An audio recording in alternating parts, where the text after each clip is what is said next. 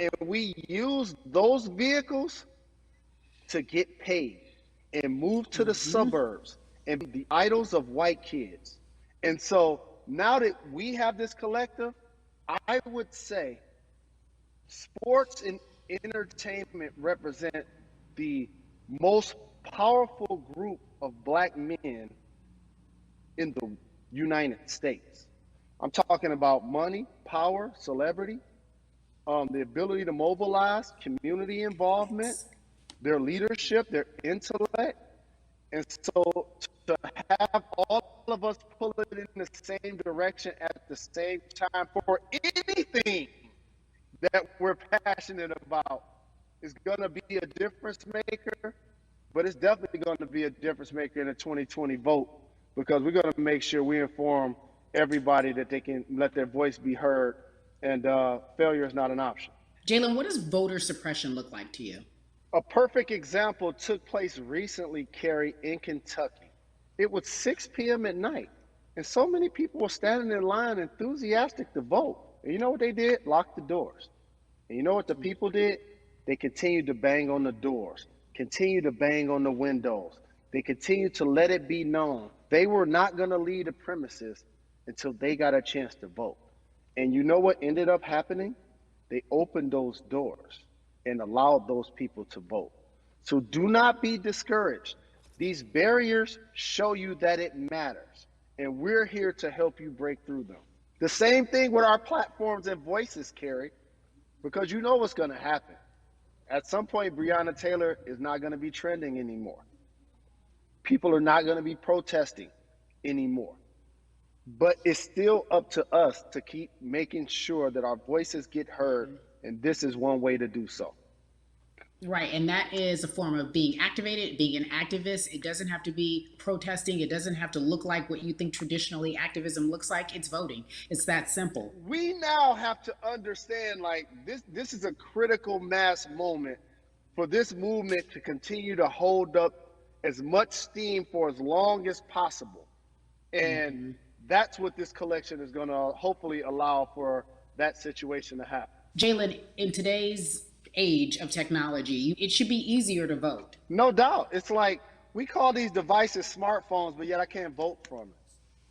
All of the things that we do in our lives are in our phone. All of these barriers are things that people will need to overcome in order to create a level of enthusiasm to vote. And again, this is not political.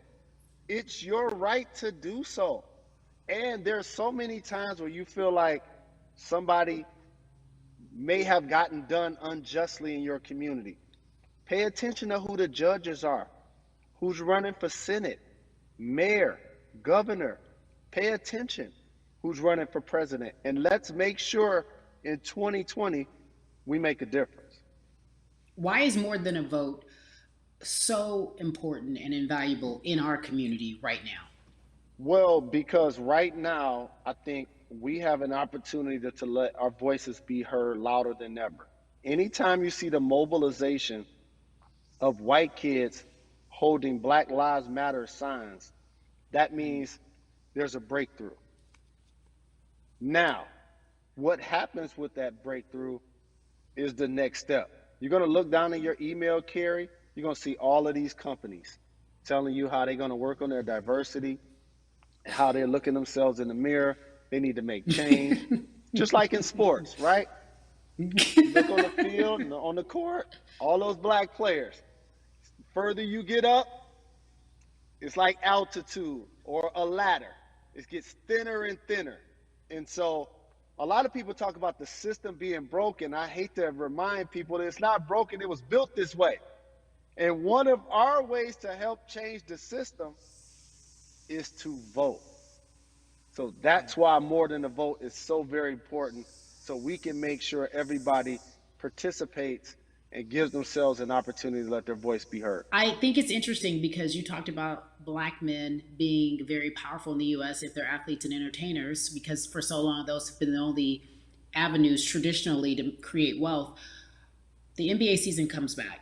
What are your feelings on the season coming back? In the midst of everything that is happening? I think you'll see players challenging the establishment more. You're going to see them saying, okay, if you have all of these marketing and promotional deals, how many of them are with minorities? How many people are you employing, NBA? What about certain teams? Who do you have as a minority owner? Or what about the candidates that you have for positions of power?